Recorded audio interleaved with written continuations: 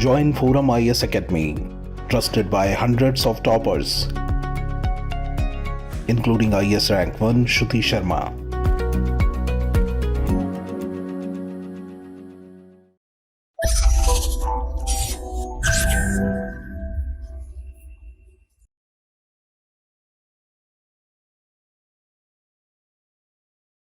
Hello and welcome to ForumIAS. This is Indumati coming to you with most important articles of the day of 5th October 2023.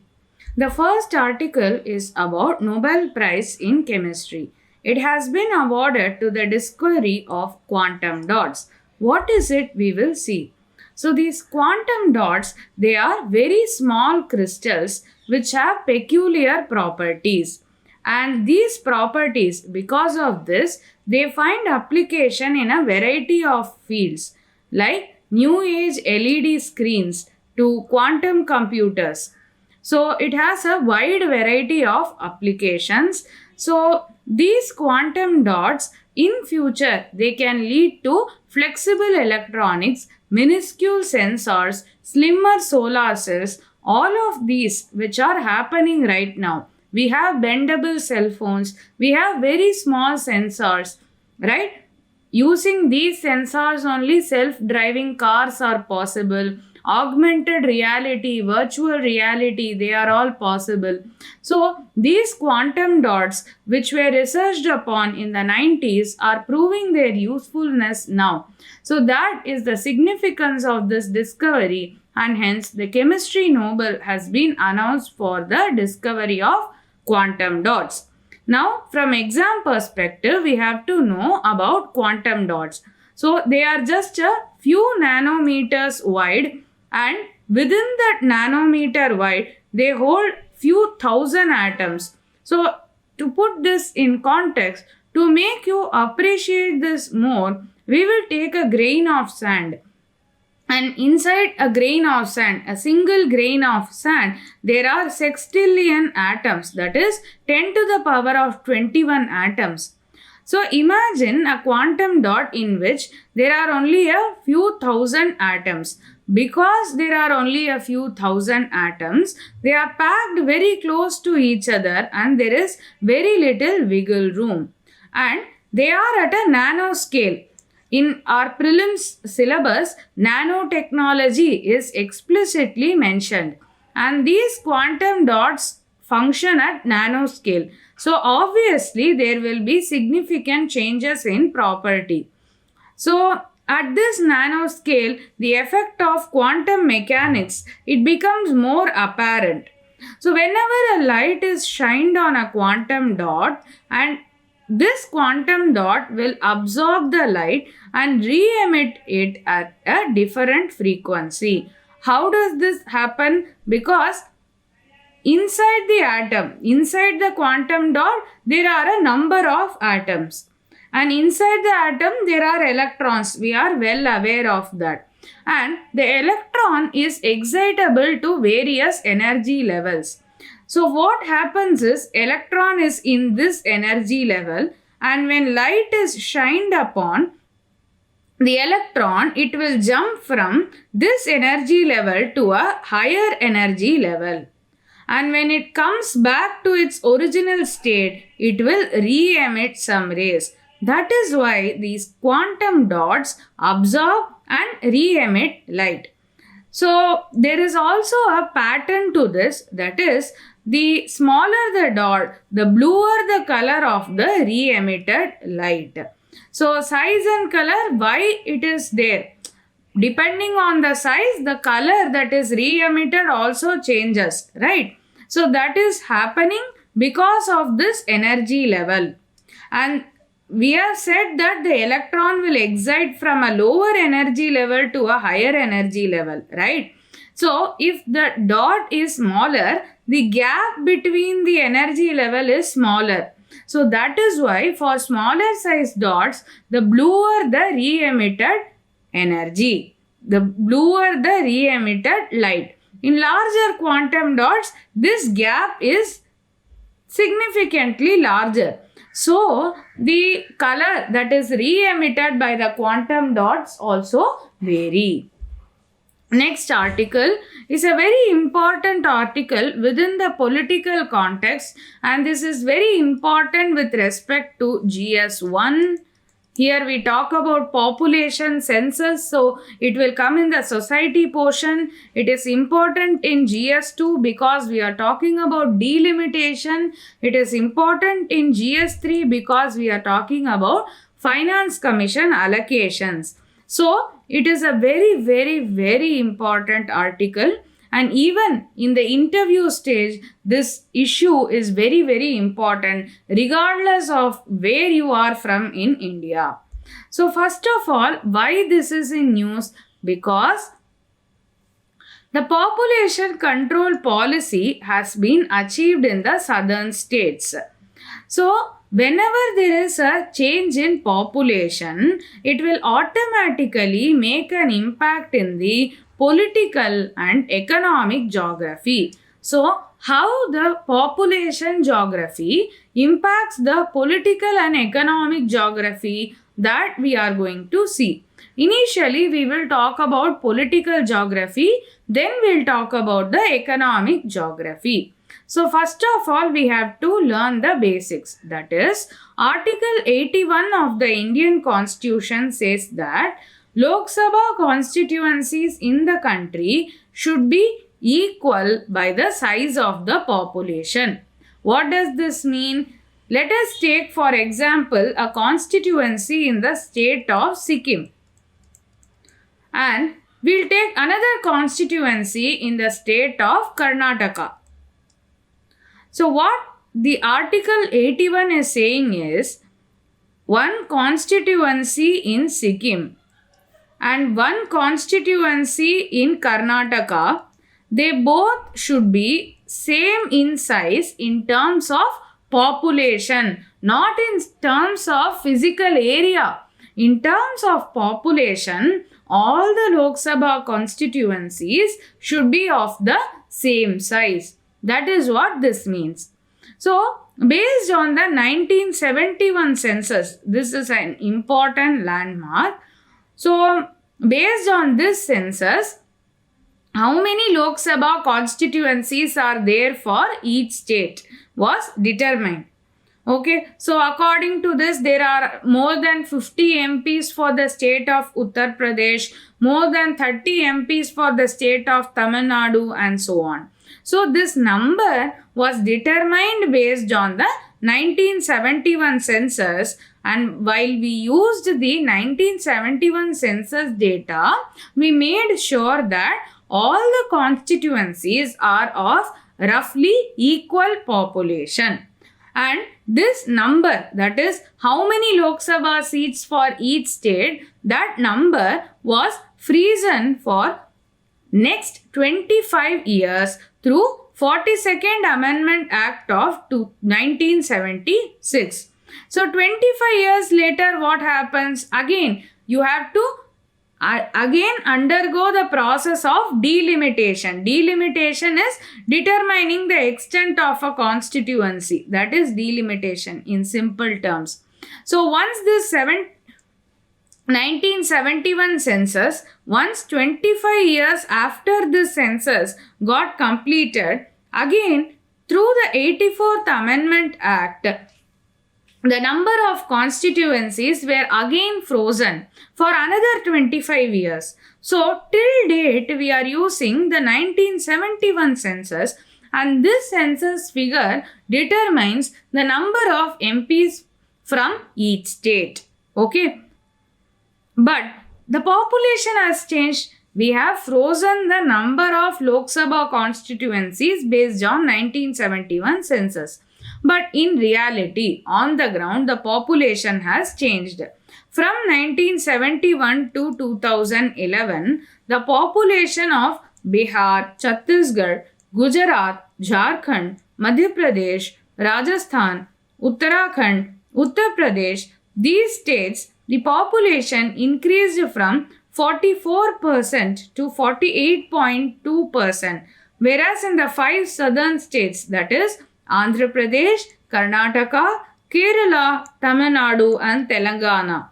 In these 5 states, population declined from 24.9% to 21.1%. So you can see that in the northern states, population actually increased, but in the southern states, the population actually decreased if we count from 1971 to 2011. Okay, so if equal size of Lok Sabha constituencies by population is enforced today, that is based on current population, what will happen is the 5 southern states, they will lose 23 Lok Sabha seats and the northern states will gain 37 Lok Sabha seats, which is very huge, right? So now we understand the purpose. Southern states were successful in population control measures, as a result of which they were able to reduce the population. But northern states were not as successful in population control. But according to the constitution, if we are to determine the Lok Sabha constituencies based on today's population, South India would be at a great disadvantage because they will be losing 23 seats, and this is because they have lost a population. So if we take a perspective, say for example, it has been found by the authors of this article that to win in a Lok Sabha constituency, no matter where it is, whether in North India or South India, to win in a Lok Sabha constituency, a candidate requires almost 12 lakh voters. But what happens is, a member of parliament from these states, that is the northern states, Bihar, Chhattisgarh, Gujarat, Jharkhand, Madhya Pradesh, Rajasthan, Uttarakhand, Uttar Pradesh, they represent 18 lakh registered electors, that is voters, while the 5 southern states, each MP represents 16 lakh registered electors. So, if you have to secure 12 lakh, how this 12 lakh came? It came through analyzing data over a number of years. On an average, you are to secure 12 lakh votes. So, we know that we follow the first past the post system. First past the post system in India. So, if there are 100 votes in a constituency and one person secures 40 votes and there is another person who secures 20 votes, another person who secures 10 votes, another person who secures 15 votes, and the rest of the votes are for nota, the person with 40 votes will win. Why? Because he has secured the highest number of votes. So, by that logic and going through the numbers for a number of years, it was determined by the authors of the article that roughly in order to win in a Lok Sabha constituency, a candidate has to secure 12 lakh votes. Okay. But if you see in northern states, they have to achieve 12 lakh votes among 18 lakh votes. But in southern states, you have to achieve 12 lakh votes among 16 lakh voters. So, which is more difficult to achieve? Winning in a southern state is more difficult than winning in a northern state. So, this proves that value of vote of a person in south is more than the value of vote of one person in the north. This is not the case. This should not be the case because the constitution says that each person should have only one vote. Theoretically, everyone has only one vote. Everyone above the age of 18 years, they have only one vote. But if you see the current status of delimitation, the current status of Lok Sabha constituencies in various states, winning in North India is easier than winning in South India. But that does not mean that South India's share in number of Lok Sabha MPs should go down, because it will create a paranoia. It will create separatist tendencies. And what message does it send? It will send the meaning that it disincentivizes population planning. So what happened after 1970s? The family planning and population control were the stated policies of whether it is national government, central government, or state government. Okay, so if we are to provide the number of seats for each state based on today's population, South India will be losing on number of MPs.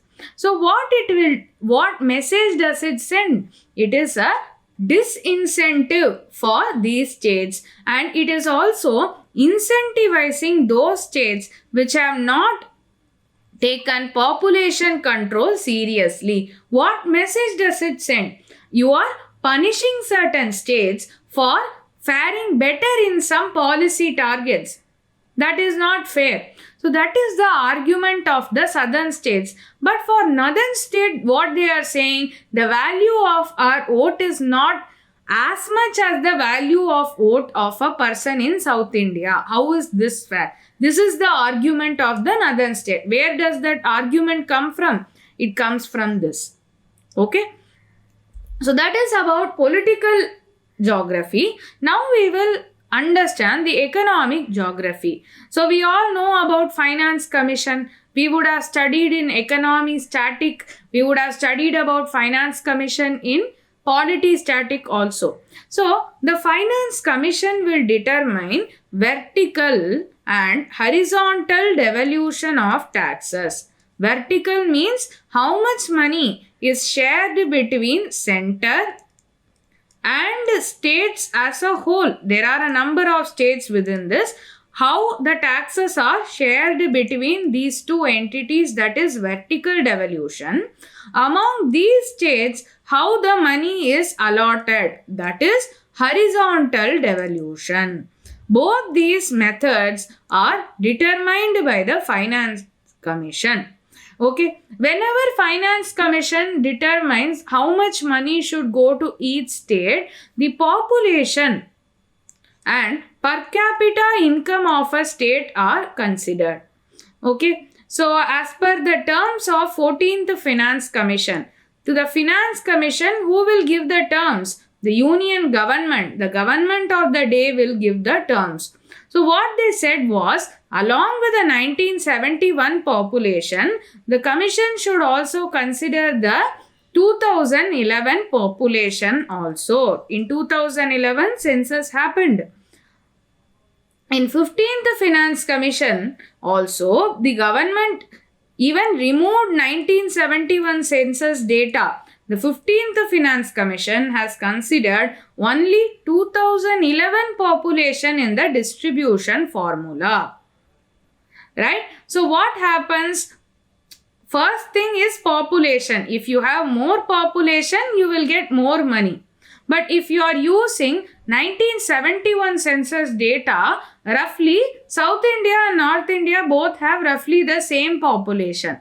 Okay, put together. But if we are using 2011 population, the population of South India is only 20% of total population of the country. So that way they will be getting, the southern states will be getting less money. Another parameter which is used to determine this horizontal distribution is the per capita income of the state. Per capita income, if the per capita income is more, the state can mobilize their own resources. So they will not get a lot of money from the union. If the per capita income is less, they will get a lot of money from the union. What is the formula for per capita income? Per capita income is equal to state's gross state domestic product GSDP divided by population of the state. Again, if the population is high, per capita income will reduce. If per capita income reduces, what happens? More taxes will be devolved to that state. More money will come from union government to that state. So, in southern states, again population is less. If we take 2011 census figures, again their per capita income will be more. Again, what does it mean? If the per capita income is more, they will get less money from the union government. So, again they are getting disadvantaged. If you see here, based on the 2011 census, if we allocate Bihar, Chhattisgarh, Gujarat, Jharkhand, Madhya Pradesh, Rajasthan, Uttarakhand, Uttar Pradesh, they are getting nearly 53.2% of centers from the central government. From the central share of taxes, 53.2% of that money is going to these states because the population of these states are heavy, and in turn their per capita income will also be less. But comparatively, if we see the southern states, their share has decreased from 21% to 15.8%, which is a huge decrease. So already on the economic front, the southern states are at a disadvantageous position because the recent finance commissions, they have used 2011 census. Ultimately, these states are not getting rewarded for undertaking population control measures. So that is the takeaway from this article. This same situation, it should not reflect in political democracy as well. It should not reflect in southern states getting lesser number of seats for the Lok Sabha. So the only way forward is to freeze the allocation of seats for each state until the population of North India also stabilizes. That is the solution that is given by the authors of this article. Next article is about the women's quota. So initially in the Panchayati Raj system, the 73rd and 74th constitutional amendment only, for the Panchayati Raj system and the municipalities, women's reservation was brought about for the first time. So what this article is doing is, it is drawing lessons from the experiences of the 73rd, 74th amendment led reservation for women, and it is trying to guess what will happen as an impact of the reservation for women in the Lok Sabha and state legislative assemblies.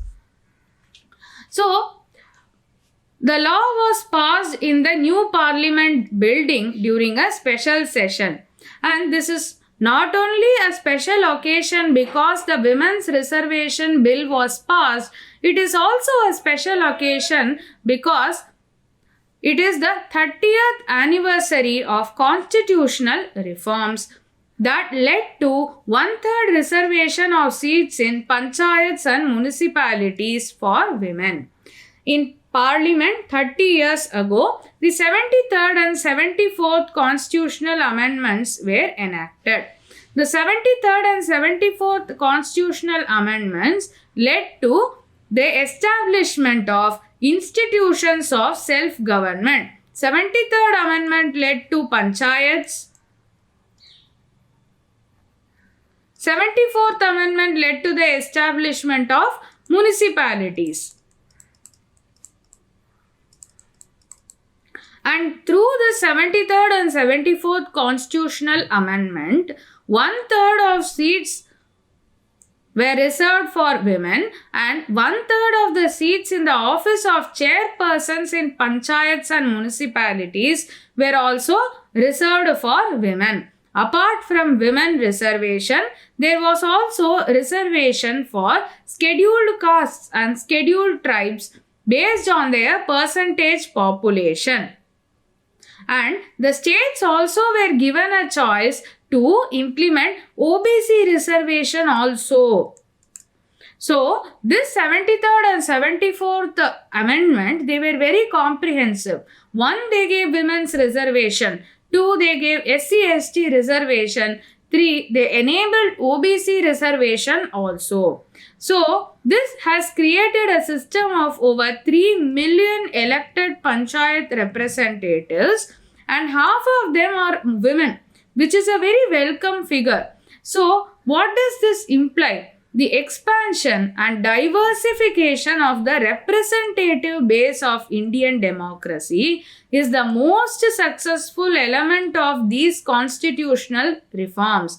The representative base now includes women, the SC community, the ST community, and the OBC community. So the representative base is very much diverse. So each and every section, their voice is heard because of this reservation.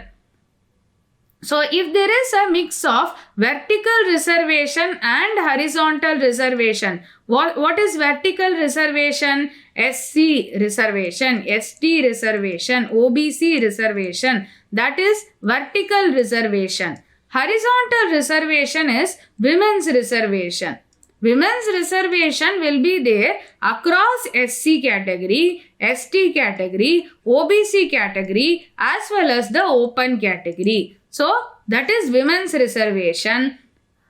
Women's reservation is a horizontal reservation and caste-based reservation is vertical reservation. So if there is vertical as well as horizontal reservation, there is a intersection of caste and gender identities. Multiple disabilities are there, which are caste and gender. Because we are providing both horizontal and vertical reservation, these multiple disabilities are negated and there is a intersectionality that comes into play here.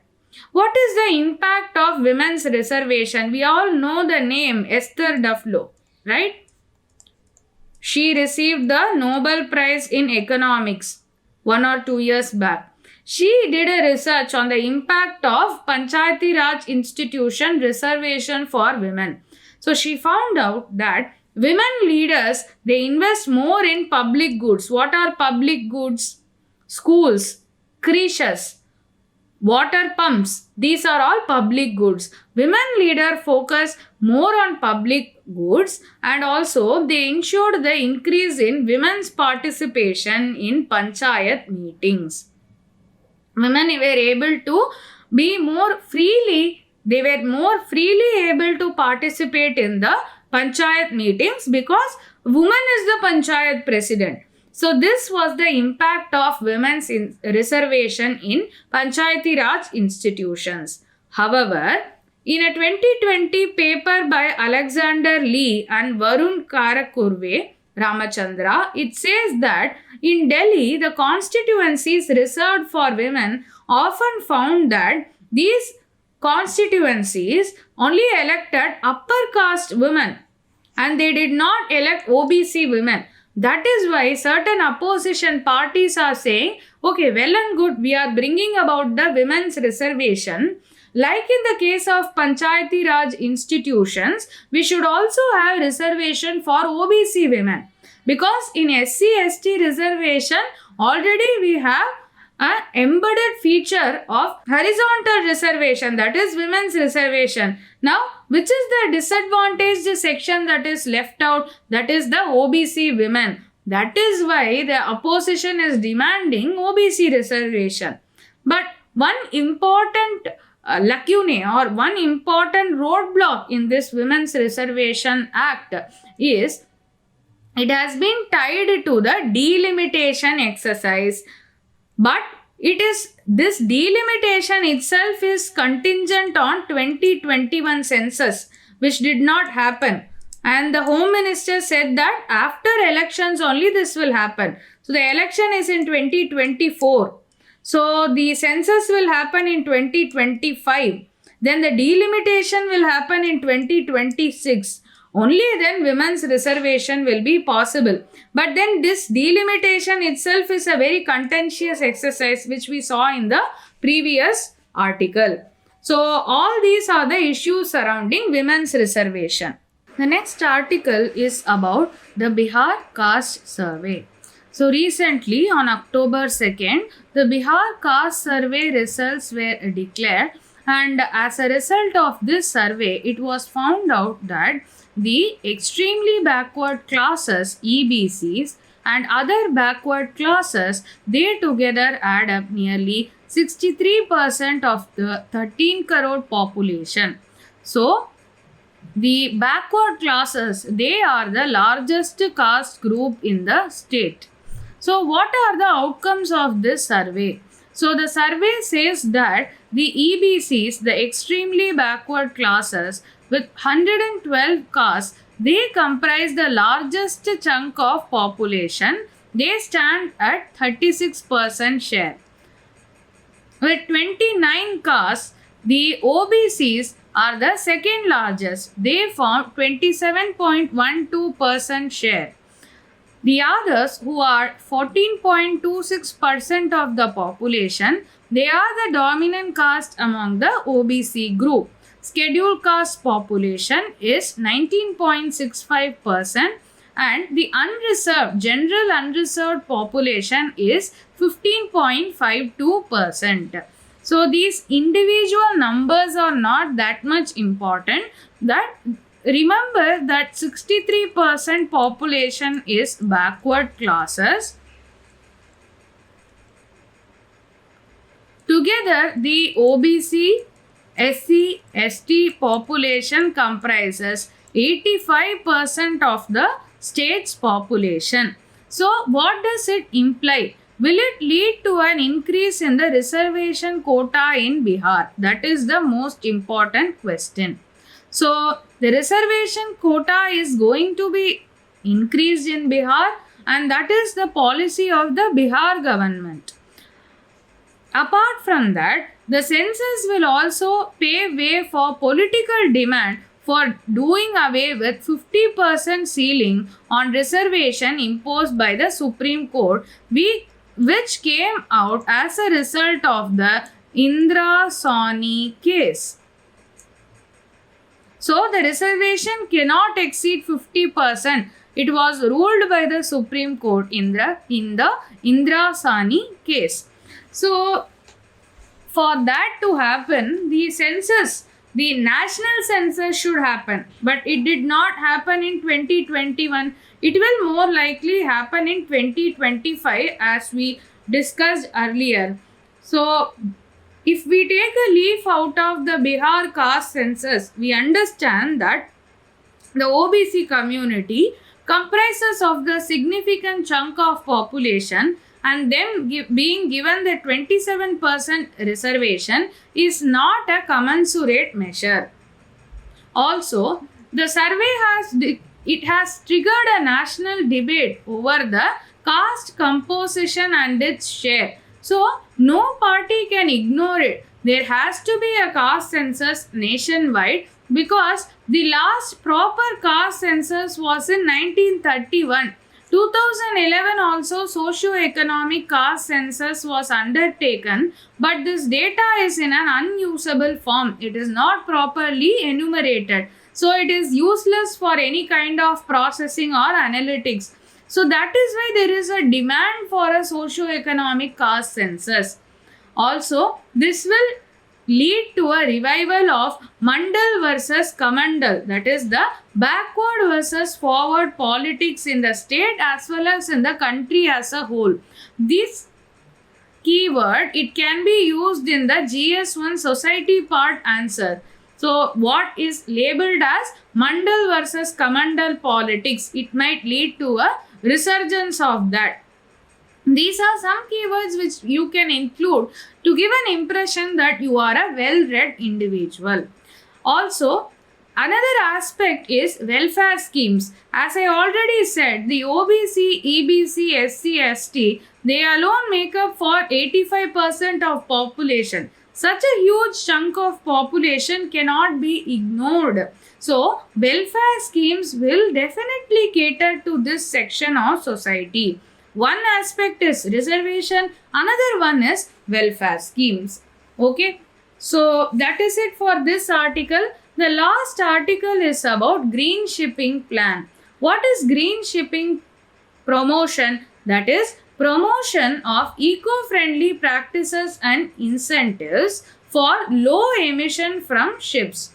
So as a result of this, India's maritime sector, they will be considered environmentally responsible. Green shipping means using efficient fuels, using green fuels, etc. Like in the aviation sector, we have green ATF, aviation turbine fuel, is also produced from natural wastes, right? Ethanol formation. Through that, ATP is produced. That is the aviation turbine fuel. This is not related to shipping sector, not shipping. It is related to aviation sector. Okay. Similarly, in the shipping sector, green initiatives have to be promoted. So, like we have a green ATF, which is produced from biofermented ethanol, similar kind of practices will be promoted in the shipping sector also. So, the maritime sector will play a very huge role in achieving $20 trillion economy by 2047, and this will be possible because the maritime sector will grow at 9% growth rate.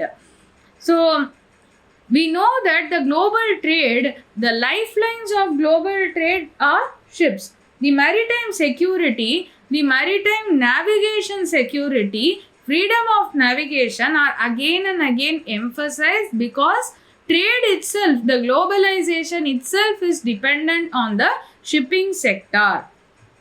So, the sector's vision encompasses quadrupling port capacity, that is 4x of current port capacity. So, the Indian ports can handle more and more cargo. Clean energy fuel hubs, like I already said, like we have a green ATF for aviation, there will be clean energy fuel hubs. Cruise tourism, this is to enhance income from this sector. Shipbuilding and recycling leadership, and a 5,000 kilometer regional waterway grid. This is the inland waterways. All these initiatives, they are useful in enhancing the growth of the maritime sector or the shipping sector. So that's it for the articles. We will see some previous year questions. Which one of the following best describes the term merchant discount rate? This is a straightforward question. Either you know the answer or you don't know the answer. The answer here is C. The charge to a merchant by a bank for accepting payments from his customers through the bank's debit cards. That is the answer. So the merchant has to pay the bank for accepting payment from his customer through the point of sale machines. So, in order to incentivize the merchants to accept digital payments during the lockdown, during the demonetization, there was a scheme wherein the MDR, the merchant discount rate, was made 0%, which means the merchant need not pay any extra money to the banks for accepting debit card payments. That way, the digital transactions were given a boost. So, this was asked in a previous year UPSC question paper. Next, what are the consequences of a country becoming the member of Nuclear Suppliers Group, NSG? It is a voluntary group. It is a informal group also. It will have access to latest and most efficient nuclear technology. This is correct. It will automatically become a member of NPT, that is the Non-Proliferation of Nuclear Weapons. This is wrong. Only statement 1 is correct. So the answer is A. Last question. He wrote biographies of Mazzini, Garibaldi, Shivaji and Sri Krishna. He stayed in America for some time and was also elected to the Central Assembly. The answer is Lala Lajpat Rai. So this is also a factual question. That's it for today's discussion. Follow us on all these social media platforms. Thank you. All the best.